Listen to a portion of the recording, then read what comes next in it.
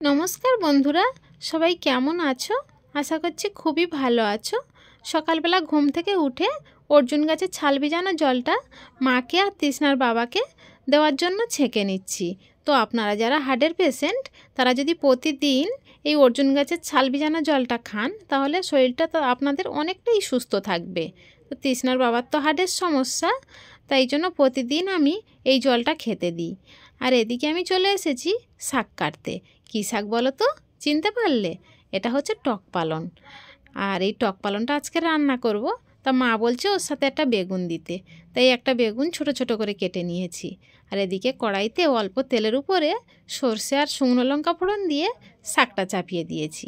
দিয়ে লবণ আর হলুদ দিয়ে নেড়ে ছেড়ে একটু ঢাকা দিতেই অনেকটাই জল উঠে গিয়েছে।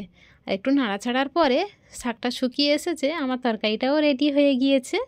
এবার আমি উনুনের গরমের উপরে কাঠগুলো একটু দেবো গরম হওয়ার জন্য। আর এটাকে আমরা বলি কাঠ উঁতোয় দেওয়া। তো তোমরা কি বলো আমাকে অবশ্যই কমেন্টে জানিও কিন্তু।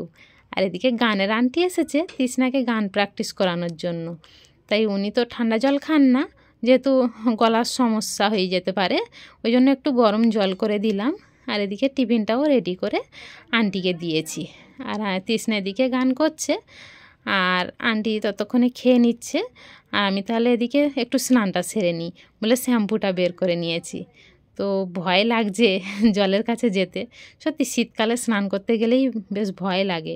আর তার উপরে যদি মাথায় শ্যাম্পু করতে হয়, ওরে বাবা, তা তো তখন তো আর জলের ধারে যেতেই ইচ্ছা করে না। তো কি করা যাবে, মাথায় তো একটু দিতেই হবে শ্যাম্পু। তাই একা হলে কষ্ট হয়ে যায়, বড় চুল হলে। আর আজকের আমার প্রচণ্ড হাত যন্ত্রণা আর ঘাড় ব্যথা করছিল একা একা স্নান করতে গিয়ে। তো অবশেষে অনেক কষ্টের পরে স্নান করে ঘরে চলে এসেছি। আর এই মাথায় তোয়ালি বেঁধে রেখেছি। আর ঘরে এসে এটা আস্তে আস্তে মুছে চুলের সব জলটা আমি একটু শুকিয়ে নিচ্ছি। যেহেতু বাইরে ভালো রোদ নেই, ওই জন্য বাইরে আর যাইনি, ঠান্ডা হাওয়া দিচ্ছে, ওই জন্য ঘরে বসে একটু চুলটা শুকিয়ে নিয়ে একটু চিরুনি দিয়ে আঁচড়ে নিচ্ছি চুলটা। তারপরে একটু সিঁদুর পরে নেব। তার আগে বড়দের কথা মতো মাথায় একটু কাপড় দিয়ে নিয়েছি, নিয়ে একটু সিঁদুর পরে নিলাম। তো সিঁদুর কত জায়গায় পরতে হয় দেখুন, প্রথম সিঁথিতে, কপালে, গলায়, আবার শাঁখায়, নয় আর মাথার পিছনে।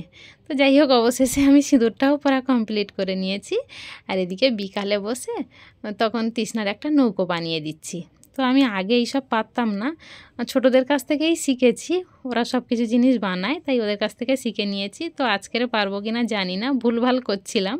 আবার তৃষ্ণা বললো, মা তুমি ভুল করছো, আবার ঠিক করে করো। তাই আবার এটাকে ঘুরিয়ে করছি। তো একটু ছিঁড়ে যাচ্ছে, জানি না কি হবে, দেখি কতটা কি করতে পারি। তৃষ্ণা কাঁদছে, আমার ভালো করে করে দিতে হবে। তো অবশেষে মনে হয় আমি পারবো, আমার তো মনে হচ্ছে তাই। দেখি হ্যাঁ পেরেছি। এবার তৃষ্ণাকে দিয়ে দেবো। এই যে তৃষ্ণা নিয়ে খেলা করছে আর আমি এদিকে চুলে বেনুনিটা করে নিচ্ছি, না হলে রাত্রেবেলা খুব কষ্ট হয়, চুলগুলো জড়িয়ে যায়। এদিকে বেনুনিটা করে একটু গার্ডার মেরে রেখে দিচ্ছি। এবারে গিয়ে একটু আঠা মেখে নেব। প্রচণ্ড মশা উঠেছে আর প্রচণ্ড ঠান্ডা, তাই জন্য বিকালবেলা বসে একটু আঠা মেখে রেখে দিয়েছি। আর সন্ধেবেলা গিয়ে এখন রুটিটা করে নিচ্ছি। আর এই যে রুটি করতে গেলে, বেলতে গেলে আমার যে এই যে রুটিটা ঘোরে, এটা আমি তৃষ্ণাকে কোনো দিনও বুঝিয়ে পারি না। তৃষ্ণা সবসময় বলে, মা তুমি রুটি বেললে এরকম ঘোরে কেন? আমি কি করে ওর প্রশ্নের উত্তর দেবো? আমি শুধু বলি, তুমি যখন বড় হবে তখন যখন রুটি করবে তখন বুঝতে পারবে। তো একটাই কথা বলি যে রুটি যখন যত বেশি ঘোরে, রুটি সব দিকে সমান হয় আর রুটিগুলো মানে খুব সুন্দর ফোলে। আর আমি এই যে তাওয়ায় ফেলে ভালো করে রুটিগুলো সেঁকে নিচ্ছি। রুটিগুলো ফুলকো ফুলকো রুটি হচ্ছে।